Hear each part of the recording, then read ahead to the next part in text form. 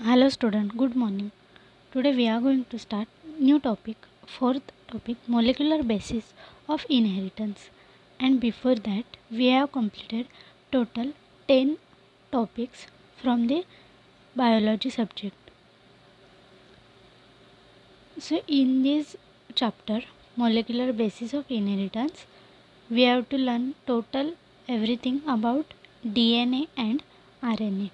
Okay, तर first point आहे the discovery of DNA. Okay, तर जे काही DNAची डिस्कवरी आहे ती कोणी केली? First nuclein isolated by Friedrich Miescher in 1869 from the nuclei of pus cell. तर हे जे न्यूक्लियन आहे हे कंपाऊंड फर्स्ट टाइम 1869मध्ये पस सेलमधून डिस्क्राईब केलं किंवा आयसोलेट केलं. It is an acidic substance which high phosphorus content. तर हे जे काही होतं न्यूक्लियन ते कसं होतं तर ॲसिडिक सबस्टन्स होतं आणि त्याच्यात फॉस्फरस कंटेंट जास्त होता. There are two types of nucleic acid. First is DNA and second one is RNA. So DNA is deoxyribonucleic acid and RNA is ribonucleic acid. Okay. तर नेक्स्ट पॉइंट असा आहे की the genetic material is a DNA असं. तर काही सायंटिस्टनी असं prove केलं की जो DNA आहे तो जेनेटिक मटेरियल असतं. म्हणजे जे काही जेनेटिक मटेरियल जसं की पर्टिक्युलर वेगवेगळे कॅरेक्टर्स असतात तर ते सगळे कॅरेक्टर्स त्या DNA थ्रू येतात असं. तर त्याच्यासाठी वेगवेगळे एक्सपेरिमेंट केले गेले. Initially proteins and not DNA were considered as genetic material because first, proteins are large complex molecule and store information required to govern cell metabolism. Hence it was assumed that variation found in species were caused by proteins. तर स्टार्टिंगला काय केलं होतं तर प्रोटीनला genetic material म्हटलं गेलं होतं. का तर जे काही मेटाबॉलिझम्स होतात त्याच्यामध्ये लागणारे जे काही इन्फॉर्मेशन असते ती प्रोटीनकडून भेटते. मग त्याच्यामुळे असं एक अज्युम केलं होतं की जे काही व्हेरिएशन्स तयार होतात जसं की प्रत्येक प्लांट्समध्ये असतील ॲनिमल्समध्ये व्हेरिएशन्स असतात, काही ना काहीतरी थोडेफार चेंजेस असतात. जसं की आपण ह्युमन बिंग म्हटलं तर ह्युमन बिंगमध्ये सुद्धा प्रत्येक ह्युमनमध्ये काही ना काहीतरी चेंज असतो, ते व्हेरिएशन्स असतात.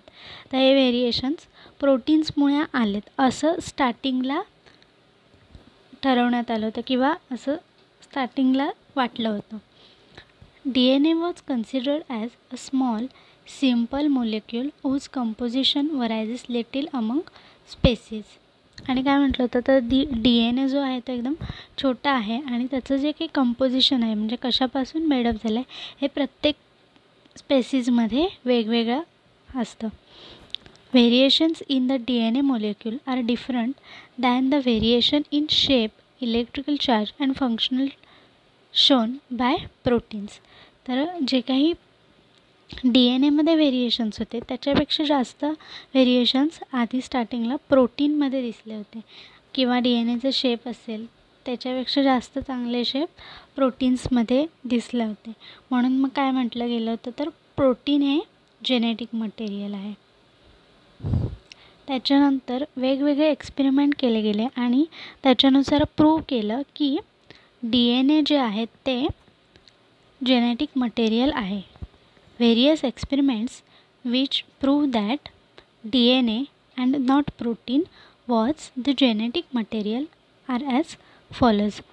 तर वेगवेगळे एक्सपेरिमेंट केले त्यातला फर्स्ट एक्सपेरिमेंट आहे ग्रिफिथ्स एक्सपेरिमेंट. ओके, तर हा जो ग्रिफिथ एक्सपेरिमेंट आहे तर तो त्याचं नाव ग्रिफिथ एक्सपेरिमेंट का ठेवलं गेलं आहे, तर जे सायंटिस्ट आहेत त्यांनी हा जो एक्सपेरिमेंट केला त्यांचं नाव ते असल्यामुळे त्याला ग्रिफिथ एक्सपेरिमेंट म्हटलं गेलं आहे. In 1928 Frederick Griffith carried out an experiment with 2 strains of bacterium Streptococcus pneumoniae, that is S type, virulent, smooth, pathogenic and encapsulated, and R type, that is non-virulent, rough, non-pathogenic and non-capsulated. तर हे जे Griffith scientist होते त्यांनी हा experiment केला होता आणि त्याच्यामध्ये 2 बॅक्टेरियाचे स्ट्रेन्स घेतले होते. तर एक जो स्ट्रेप्टोकोकस न्यूमोनियाचा एस टाईप आणि आर टाईप असे 2 घेतले होते टाईप. तर जो एस टाईप होता तो कसा होता, तर व्हायरुलंट होता, स्मूथ होता आणि काय आहे तर पॅथोजेनिक. व्हायरुलंट म्हणजे काय, त्याच्यामध्ये हार्मफुलनेस जास्त होता. पॅथोजेनिक म्हणजे सुद्धा हार्मफुलनेस, त्याच्यामध्ये हार्मफुलनेस होता तो जास्त होता. आणि कसं आहे तर एनकॅप्सुलेटेड, तर कॅप्सूल जे असते त्या कॅप्सूलमध्ये किंवा कॅप्सूलसारख्या स्ट्रक्चरच्या आतमध्ये प्रेझेंट असतं ते अशा टाईपचे होते. आणि आर टाईपचे कसे होते, नॉन व्हायरुलंट, नॉन पॅथोजेनिक, रफ आणि नॉन कॅप्सुलेटेड. तर जे काही आर टाईप आहेत ते कसे आहेत, हार्मफुल नव्हते आणि त्यांचं स्ट्रक्चर रफ होतं आणि कॅप्सूलमध्ये कुठल्याही राहत नव्हते ते. He observe that on injecting a mixture of heat kill S bacteria and live R bacteria the mice died. तर त्यांनी एक्सपेरिमेंटमध्ये काय केलं, तर जे एस टाईपचे बॅक्टेरिया आहेत त्यांना हीट करून किल केलं होतं आणि जे आर टाईपचे बॅक्टेरिया होतं त्यांना लाईव्ह असं घेऊन, म्हणजे एस टाईपचे बॅक्टेरिया आणि आर टाईपचे 2 बॅक्टेरिया होत्या, मग त्यांच्यापासून व्हॅक्सिन तयार केलं. आणि त्या व्हॅक्सिनमध्ये काय टाकले, तर जे एस टाईपचे बॅक्टेरिया आहेत त्यांना हीट करून किल करून टाकलेलं आणि आर टाईपच्या बॅक्टेरियांना काय केलं तर ते लाईव्ह ठेवलेले, जिवंत जसेच्या तसे बॅक्टेरिया. मग हे जे मिक्सचर होतं ते माईसमध्ये इन्सर्ट केलं किंवा इंजेक्ट केलं आणि त्याच्यानंतर काय झालं, तर तो जो माईस आहे तो डेथ झाली त्याची तिथे. Griffith obtain with live S strain bacteria from the blood of dead MICE. तर जे काही त्याच्यानंतर काय झालं, तर जो डेड माईस होता त्याच्या ब्लडमध्ये एस स्ट्रेन बॅक्टेरिया दिसून आले आणि ते कसे होते, लाईव्ह. तर आपण जर बघितलं तर त्यांनी जे व्हॅक्सिन घेतलेलं त्याच्यात काय केलेलं, तर एस टाईपचे जे बॅक्टेरिया होते ते हीट किल केलेले आणि आर टाईपचे बॅक्टेरिया लाईव्ह टाकलेले. पण जो माईस डेड झाला त्याच्या ब्लडमध्ये एस टाईपचे बॅक्टेरिया जे आहेत ते लाईव्ह दिसले तिथे. कन्क्ल्युजन, तर ह्याच्यातनं काय समजलं की live R strain bacteria must have pick up something from the heat kill S bacteria and got transform into S type. तर ह्याच्यामधून असं समजलं की जे आर स्ट्रेन बॅक्टेरिया होते त्यांनी काय केलं, ते कसे होते, लाईव्ह होते. तर त्यांनी काय केलं, जे हीट किल झालेले एस बॅक्टेरिया होते त्यांच्याकडून काहीतरी पिक केलं किंवा काहीतरी त्यांच्याकडून घेतलं आणि ते काय होतं, तर जेनेटिक मटेरियल होतं आणि त्याच्यामुळे काय झालं, तर त्या माईसच्या ब्लडमध्ये एस टाईपचे बॅक्टेरियासुद्धा दिसून आले. कारण आपण स्टार्टिंगलाच काय केलेलं, एस टाईपचे बॅक्टेरिया जिवंत सोडले नव्हते, कसे होते, मेलेले टाकले होते. तरी पण त्या माईसच्या ब्लडमध्ये जिवंत बॅक्टेरिया सापडले एस टाईपचे. का, कारण जे आर टाईपचे बॅक्टेरिया होते जे की लाईव्ह होते त्यांनी काय केलं, एस टाईपमधून वेगवेगळे जेनेटिक इन्फॉर्मेशन काढून घेतली आणि त्याच्यामुळे काय झालं, तर त्या माईसमध्ये एस टाईपचे बॅक्टेरियासुद्धा तयार झाले.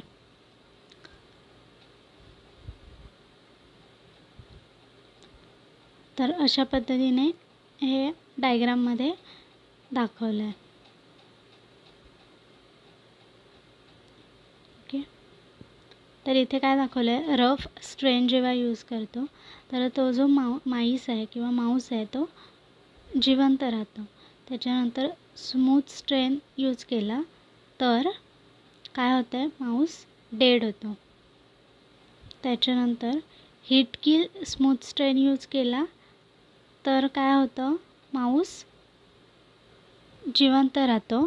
आणि सेम वेने काय आहे तर जे की rough strain and heat kill smooth strain, तर म्हणजे दोन्ही केलं आहे, रफ पण घेतलेत स्ट्रेन आणि स्मूथ पण स्ट्रेन घेतलं. तर तिथे काय झालं, माऊस जो आहे तो डेड झाला किंवा त्याची डेथ झाली तिथे. ओके,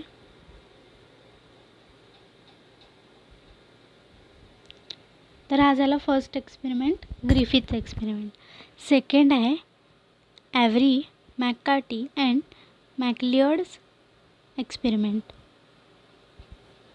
तर ह्याच्यामध्ये काय केलं होतं तर purified DNA, RNA, proteins etcetera from heat kill cells of A strain and mix with R strain bacteria separately.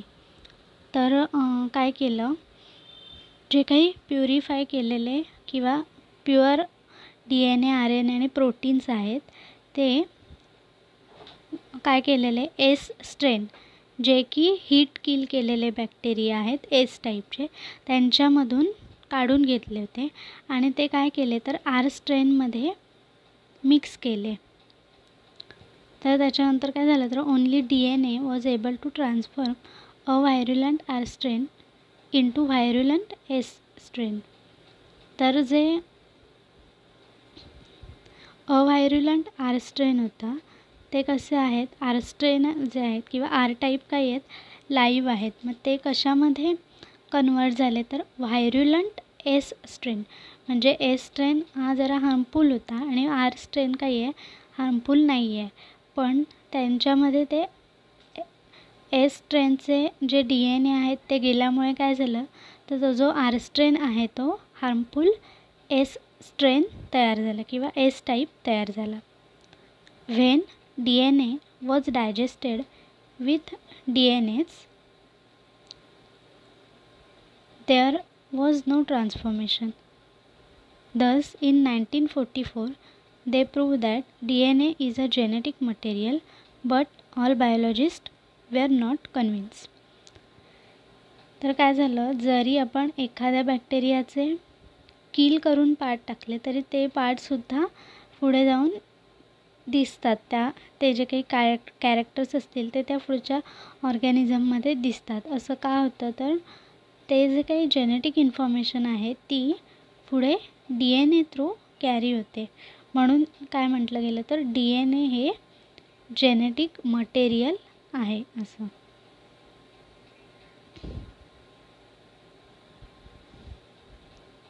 तर इथे काय झालं आहे, जे रफ नॉन व्हायरुलंट R स्ट्रेन आहे आणि त्याच्यासोबत एस स्ट्रेन, तर ह्या दोघांमध्ये काय केलं तर प्रोटीएज एन्झाईम टाकलं तर माऊस डेथ होता आणि DNase हे जे एन्झाईम आहे ते यूज केलं तर काय होतं आहे, माऊस अलाईव्ह राहत होता. ओके, हा झाला second experiment.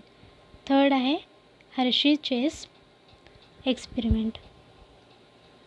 Hershey and Chase work with bacteriophage.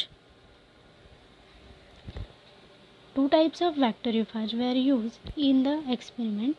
Type 1 where DNA was labeled with radioactive phosphorus and type 2 where protein coat was labeled with radioactive sulfur.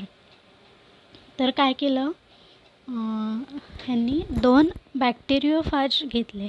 बॅक्टेरियोफॅज अशा पद्धतीचे वरती जे दिसतं आहे एक रेड कलरचं आणि एक ब्लॅक कलरचं, तर ते जे दोन बॅक्टेरियोफॅज आहेत ते घेतले आणि त्याच्यामध्ये काय केलं तर एका टाईपमध्ये काय केलं, DNAला रेडिओ ॲक्टिव्ह फॉस्फरसने लेबल केलं आणि दुसऱ्यामध्ये प्रोटीनला रेडिओ ॲक्टिव्ह सल्फरने कोट केलं.